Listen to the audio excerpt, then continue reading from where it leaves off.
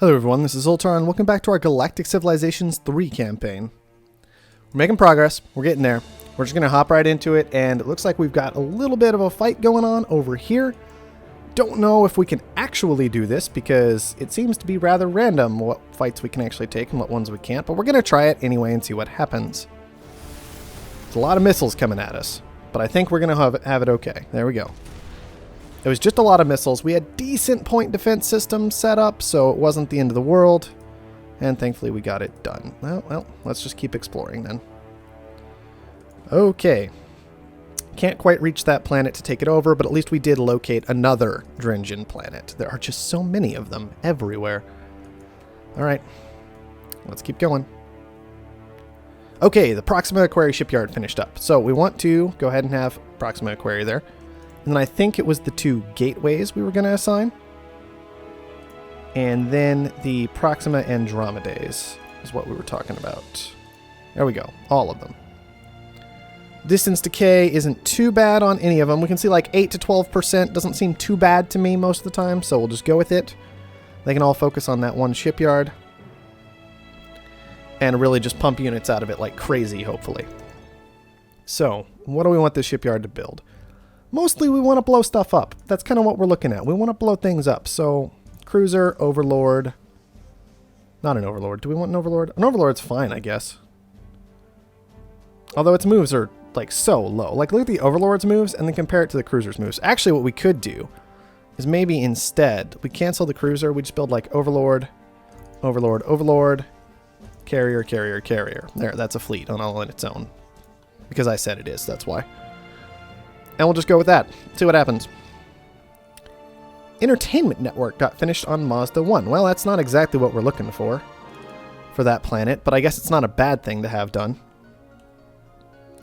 I mean, just a little bit more approval for the planet long term is probably good. Let's see. We've got the medical center built.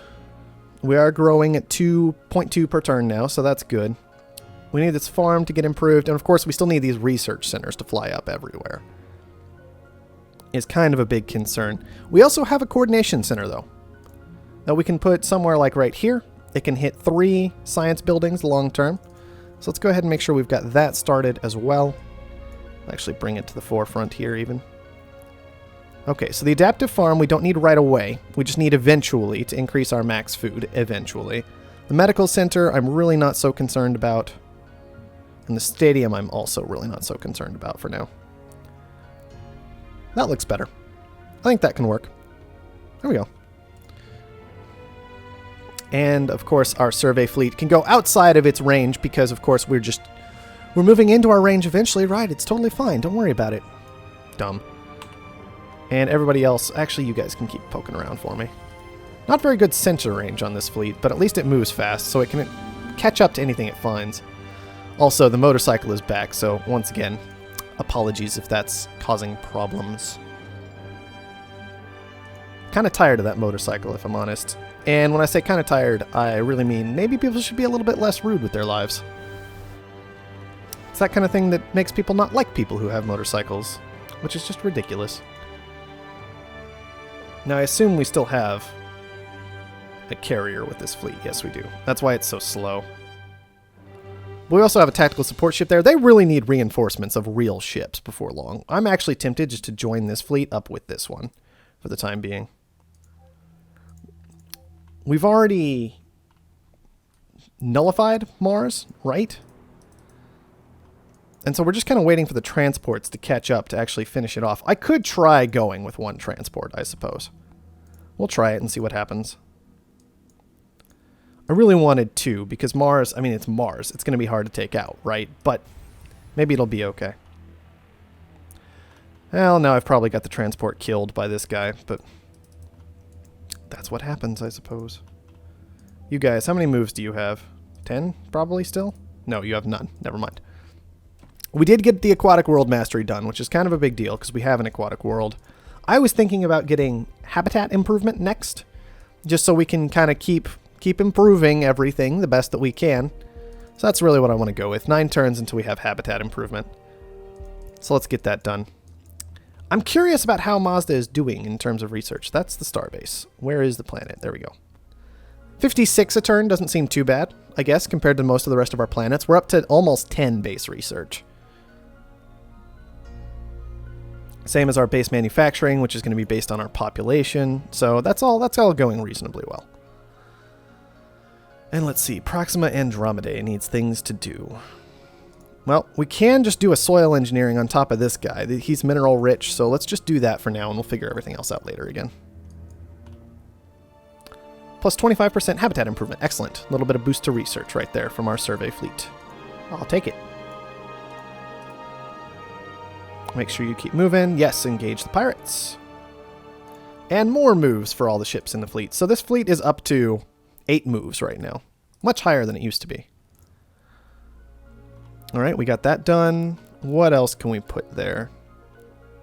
We could drop a data archive there for big bonuses to improvement of all the things next to it. Let's see how many things I can get next to it. You know, I should really be using things like these research projects and economic stimulus and cultural festival. Oh, man. Check this out. This is what we're going to do because we're not stupid. We're going to go to Aaron right now before I forget. Scroll down here. Cultural festival. There. Done. Go. With any luck, that'll increase our influence. Hopefully we don't need to actually do any manufacturing. Maybe we do need to do manufacturing to make that happen. Hold on. What if I move this around a little bit? What if I put it here? I don't actually know what this will do, if anything. I'm wondering if our manufacturing matters at all for this. Why don't I instead... We'll just leave it completely out of it for the now, right? We're not building anything here, is why we don't have any manufacturing here right now, is the basic idea. But I'm going to try turning on Cultural Festival and see if next turn, if it's influencing my culture growth. So if it moves from 3.5 to something else, then we'll know it is. Here, let's see. I'm tempted to just drop the data archive here. And then long term, sorry, I got interrupted with my thought process through all of that. Long term, just get whatever science buildings I can built around this thing. Plus 2 research. I mean, it does have additional wealth attached to it as well, but I like the research better. So we're going with research. Because that's how I play these games, as we've discussed before. Besides, I'm up to 71 credits per turn. That's like rolling in cash compared to before. Please tell me the two of you can bring that thing down. Please tell me. Thank you. I would really hope so, frankly. I really, really would, but... We've seen my hopes and dreams get dashed by this game before, so there was really no guarantee. Now, I thought I had some of you headed up this way to this fleet. What happened to that? You guys get up there. You guys get up there too. Everybody, go.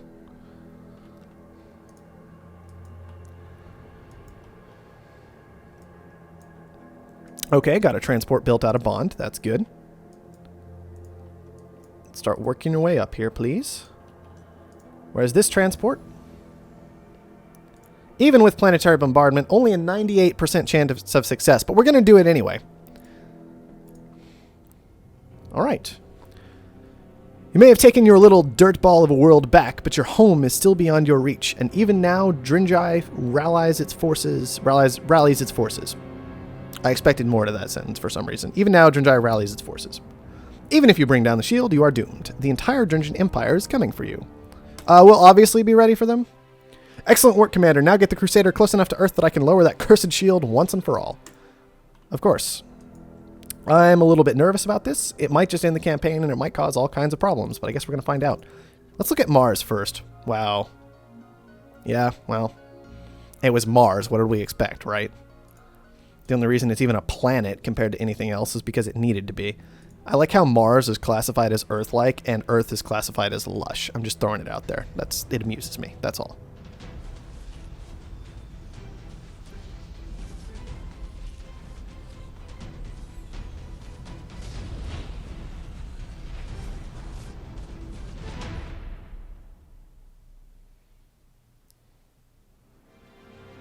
That's it. That's it. I mean,